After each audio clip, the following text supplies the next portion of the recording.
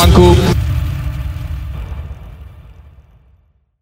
Pemain timnas Indonesia Elkan Bagot dipastikan masih menjalin komunikasi dengan PSSI meski pemain Ipswich Town itu sudah lama tak dipanggil ke skuad Garuda. Hal itu dikonfirmasi langsung oleh Sekretaris Jenderal atau Sekjen PSSI Yunus Nusi, yang juga berharap kedepannya Elkan Bagot bisa memperkuat timnas Indonesia lagi. Elkan Bagot diketahui tidak dipanggil oleh timnas Indonesia dalam beberapa agenda besar. Salah satunya adalah pada 2 pertandingan terakhir putaran kedua kualifikasi Piala Dunia 2026 yang lalu.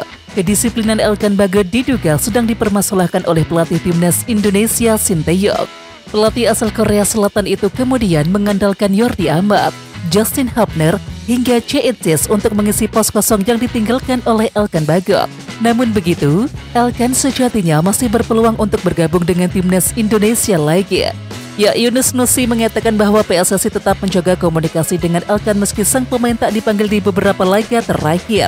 Yunus memastikan peluang Elkan Bagot untuk membela timnas Indonesia masih terbuka lebar.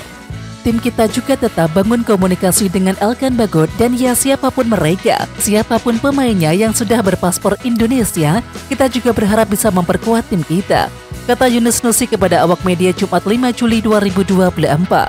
Iya, ada komunikasi, anak-anak tim sama head of timnas kita juga ada komunikasi, tambahnya. Adapun Elkan Bagot kemungkinan besar akan kembali membela timnas Indonesia di putaran ketiga kualifikasi Piala Dunia 2026 zona Asia. Skuad Garuda diketahui satu grup dengan Arab Saudi, Australia, Jepang, China dan juga Bahrain di fase itu. Dan di fase itu, timnas Indonesia akan melakoni pertandingan pertama melawan Arab Saudi pada tanggal 5 September 2024, kemudian Australia 10 September 2024. Saat ini Elkan Bagot sedang berfokus untuk mempersiapkan diri masuk skuad utama Ipswich Town. Pelatih timnas Indonesia Shin Tae-yong sudah ditunggu kedatangannya ke Indonesia saat ini.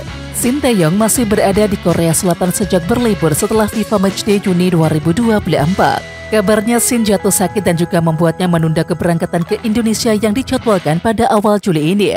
Sekjen PSSI Yunus Nusi belum bisa memastikan kedatangan Shin Tae-yong ke Indonesia. Pelatih 54 tahun itu sudah ditunggu untuk segera mempersiapkan timnas Indonesia pada FIFA Matchday September 2024 karena ada agenda pertandingan penting kualifikasi Piala Dunia 2026 putaran ketiga di mana Garuda akan bertandang ke Arab Saudi dan juga menjamu Australia. Kami minta secepatnya dia ke Indonesia untuk persiapan tanggal 5 dan 10 September 2024, kata Yunus Nusi kepada awak media Jumat 5 Juli 2024. Shin Tae-yong diminta memantau Piala Presiden 2024 untuk mencari pemain-pemain timnas Indonesia. Sementara itu Malik Rizaldi jadi pemain terakhir yang mendapatkan panggilan timnas Indonesia berkat penampilan apiknya di Liga 1. Kabarnya dalam waktu dekat Piala Presiden 2024 bakal digelar sekaligus sebagai mengisi kekosongan pramusim. Semoga saja pada saat Piala Presiden 2024 dia sudah ada, kata Yunus Nusi. Dia juga bisa melihat pemain-pemain untuk timnas Indonesia, tambahnya. Selain memantau Piala Presiden 2024, Shin Tae-yong juga diminta untuk memutuskan nasib Nova Arianto. Shin Tae-yong telah mendapatkan perpanjangan kontrak hingga 2027 sebagai pelatih timnas Indonesia. Namun belum ditentukan siapa saja asisten pelatih yang mendampinginya. Sementara itu Nova Arianto telah dikontrak oleh PSSI menjadi pelatih timnas U16 Indonesia. Menurut Ketua Badan Tim Nasional atau BTN Sumarji, keputusan ada di Shin Tae-yong saat ini untuk menentukan apakah Nova Arianto akan jadi asisten pelatih lagi di timnas senior atau fokus penuh pada timnas U16 Indonesia. Coach Nova sudah di bawah kontrak sebagai pelatih timnas U16, ujar Sumarji. Kalau ditanya kontraknya Nova, dia sudah dikontrak di tim U16. Kalau kaitannya soal asisten pelatih timnas Indonesia senior, itu tergantung kebutuhan. Tergantung permintaan Shin Tae-yong. Kalau Shin Tae-yong bilang tidak, ya tidak, tambahnya. Pelatih China Branko Ivankovic sesumbar bahwa timnya kompetitif bersaing dengan tim manapun di grup C putaran ketiga kualifikasi Piala Dunia 2026 zona Asia. China masuk ke dalam grup C bersama Jepang, Australia, Arab Saudi, Bahrain dan juga timnas Indonesia. Grup tersebut dinilai adalah kelompok maut, lantaran ada 3 tim elit Asia seperti Jepang, Australia, dan juga Arab Saudi. Menanggapi undian tersebut, Branko Ivankovic mengaku Sumringah bisa segrup dengan tim terbaik Asia. Lebih lanjut, ia menyadari bahwa perjuangan timnya akan sangat sulit di grup C yang juga diisi oleh Bahrain dan juga timnas Indonesia yang berada di bawah 3 tim tersebut. Meski menyadari sulit, ia sesumber bahwa timnya bisa kompetitif dengan lawan-lawan di grup C. Ini akan sangat sulit, tetapi saya adalah pelatihnya dan kami datang ke sini untuk memainkan pertandingan kualifikasi. Kami ingin melakukan sesuatu. Kami memiliki kualitas untuk menjadi sangat kompetitif dengan tim manapun di grup kami, ujarnya. Australia bakal bertarung dengan timnas Indonesia di ronde ketiga kualifikasi Piala Dunia 2026 zona Asia. Kemudian pelatih Australia Graham Arnold angkat bicara soal kans timnya lolos ke Piala Dunia 2026. Pelatih 58 tahun tersebut tak ingin menghabiskan banyak energi saat jumpa Jepang. Dirinya tak terlalu peduli dengan persaingan dengan Jepang di ronde ketiga kualifikasi Piala Dunia 2026 zona Asia tersebut. Ya, Australia memang masih kesulitan menghadapi Jepang sepanjang sejarah. Australia terakhir kali mendapatkan kemenangan atas Jepang pada 2009, namun pelatihnya tidak tertarik untuk mengulang sejarah tersebut. Sebagai gantinya, Graham Arnold bakal fokus mengalahkan tim-tim yang ada di bawah Australia. Salah satunya adalah timnas Indonesia. Jika Australia bisa menyapu bersih atas tim pesaing selain Jepang, maka Socceroos bisa lolos ke ronde ketiga. Jepang adalah tim yang bagus, tapi yang penting, sangat penting adalah tim-tim di bawah kami, kata Graham Arnold, sumber FTBL. Kami harus mengalahkan Saudi, mengalahkan Bahrain, mengalahkan Tiongkok, mengalahkan Indonesia 2 kali, dan kami langsung ke Piala Dunia. Lanjutnya, Australia berambisi untuk lolos ke putaran final tanpa harus bersusah payah. Ya, pada edisi 2022 yang lalu, Australia sempat kesulitan bersaing di kualifikasi Piala Dunia. Australia harus melalui babak playoff antar benua menghadapi Peru untuk lolos ke putaran final Piala Dunia 2022. Dan saat itu, Australia memenangi 2 lawan Peru via adu penalti. Jepang dalam mode serius menghadapi kualifikasi Piala Dunia 2026 putaran ketiga. 2 pemain Jepang yakni Takumi Minamino dan juga Wataru Endo sudah buka suara terkait persiapan kualifikasi Piala Dunia 2026 putaran ketiga. Tergabung di grup C bersama timnas Indonesia, Australia, Arab Saudi sampai Bahrain dan juga China, Jepang dalam mode serius dalam upaya mereka memelihara mimpi juara Piala Dunia. Apalagi gagalnya di Piala Asia 2023 membuat Samurai Biru semakin ingin menebus kesalahan. Kapten timnas Jepang Wataru Endo menegaskan bila kualifikasi Piala Dunia 2026 putaran ketiga tak akan mudah meski Samurai Biru menjadi tim dengan peringkat FIFA tertinggi. Sementara itu, Takumi Minamino melihat lawan-lawan Jepang di putaran ketiga adalah tim-tim yang tak bisa diremehkan, termasuk timnas Indonesia yang dinilai oleh Minamino sebagai tim yang punya momentum bagus. Arab Saudi dan Australia adalah tim kuat di Asia buat saya, kata Minamino. Laga away sangat sulit termasuk perjalanan yang memakan jarak serta atmosfernya. Indonesia juga cukup mengerikan. Mereka bermain baik di Piala Asia dan punya banyak momentum. Ini adalah grup di mana Anda tak bisa melewatkan bahkan 1 pertandingan pun, tambahnya. Timnas Indonesia bakal kembali bertemu dengan Australia dan juga Jepang di ronde ketiga kualifikasi Piala Dunia 2026 zona Asia. Salah satu nama yang pernah menghadapi kedua negara raksasa Asia tersebut adalah Marcelino Ferdinand. Dan Marcelino Ferdinand angkat bicara soal laga ulangan lawan Australia dan juga Jepang. Pemain yang berusia 19 tahun tersebut ingin segera lakukan evaluasi. Selain itu, Marcelino bakal memutar ulang rekaman pertandingan di Piala Asia 2023. Kami evaluasi pastinya, ujar ex-pemain KMSK Denza tersebut.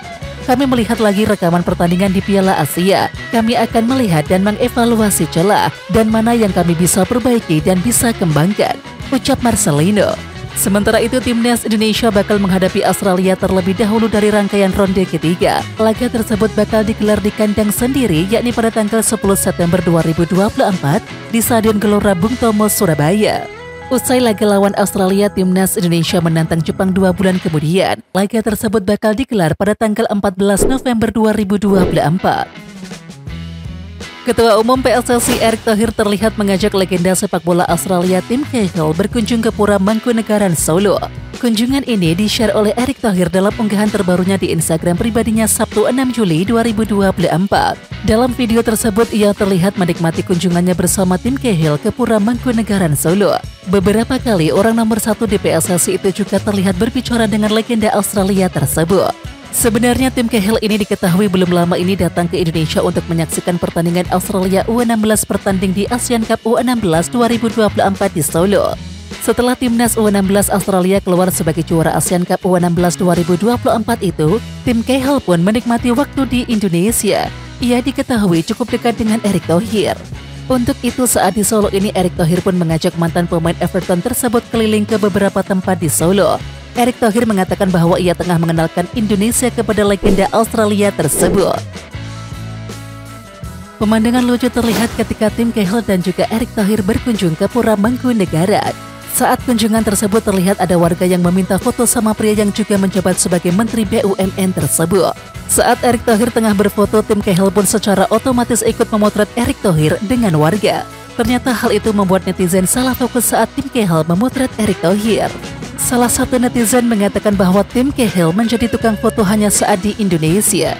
Hal itu karena terlihat saat tim Cahill pertama mencoba untuk memotret lokasi. Tiba-tiba terlihat seorang ibu-ibu dan juga anak-anak mengajak Erick Thohir berfoto. Untuk itu, tim Cahill langsung memotret mereka dan juga hal ini membuat netizen salah fokus. Tim Cahill jadikan foto hanya di Indonesia, tulis Joe Cesar dalam komentar di Instagram Erick Thohir. Namun sebenarnya tak hanya itu saja yang membuat salah fokus netizen. Hal ini saat Erick Thohir terlihat beberapa kali ngobrol sama Cahill dan netizen pun meninggalkan komentar-komentar lucu. Tak sedikit yang bilang bahwa legenda Australia ini cocok jadi direktur teknik PSSI. Dan ini karena sampai saat ini PSSI memang belum memperkenalkan direktur teknik PSSI yang baru. Timnas Indonesia bakal menghadapi ronde ketiga pada bulan September 2024. Timnas Indonesia bakal bertandang ke markas Arab Saudi terlebih dahulu, yakni pada tanggal 5 September 2024. Federasi Sepak Bola Arab Saudi atau SAFF sudah memilihkan stadion untuk laga lawan Timnas Indonesia. Dan SAF memilih Stadion King Abdullah Sport City di kota Jeddah sebagai venue pertandingan. Kemudian laga lawan Australia bakal jadi pertandingan kandang perdana Timnas Indonesia di ronde ketiga. PSSI sudah mengumumkan venue laga untuk laga lawan juara Piala Asia 2015 tersebut. PSSI memilih Stadion Gelora Bung Tomo Surabaya sebagai venue pertandingan. Pemilihan Surabaya sebagai venue karena ada tamu penting negara yang bakal berkunjung ke Jakarta. Tamu tersebut adalah petinggi umat Katolik dunia yakni Paus Fransiskus dan dijadwalkan Paus Fransiskus akan datang ke Indonesia pada tanggal 3 sampai 6 September 2024. Timnas Indonesia akan pindah kandang untuk sementara waktu dari Stadion Utama Gelora Bung Karno atau SUGBK Senayan Jakarta Pusat ke Stadion Gelora Bung Tomo atau GPT Surabaya Jawa Timur. Dan perpindahan kandang itu turut ditanggapi oleh pemain Timnas Indonesia yakni Marcelino Ferdinand. Kepada awak media, Marcelino tidak mempermasalahkan Timnas Indonesia pindah kandang ke Stadion GPT. Menurutnya, atmosfer di Stadion GPT juga hampir sama dengan SUGBK. Marcelino berharap pada pertandingan tersebut supporter Timnas Indonesia bisa memenuhi kandang Persebaya Surabaya tersebut.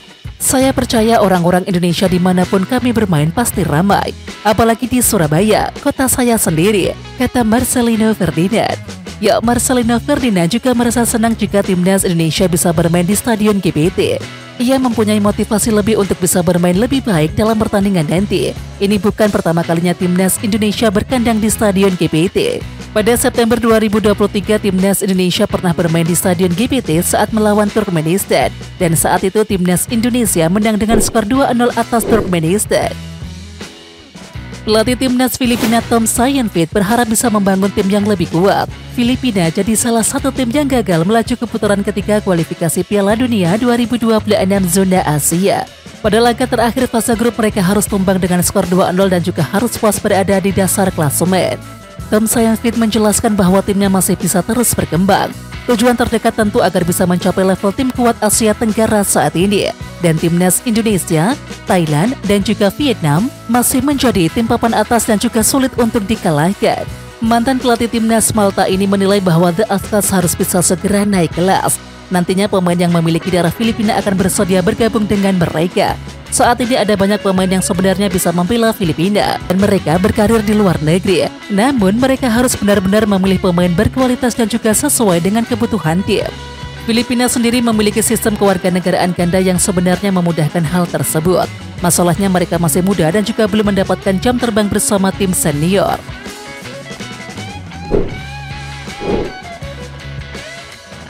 Oke Timnas Lovers, siapa kita? Kita Indonesia. Ayo kita dukung terus sepak bola tanah air Indonesia. Jangan lupa dukung terus Garuda Raya Channel dengan subscribe, like, dan komen karena saran dan kritik kalian sangat bermanfaat untuk perkembangan channel ini. Tungguin video selanjutnya dari Garuda Raya Channel. Salam olahraga.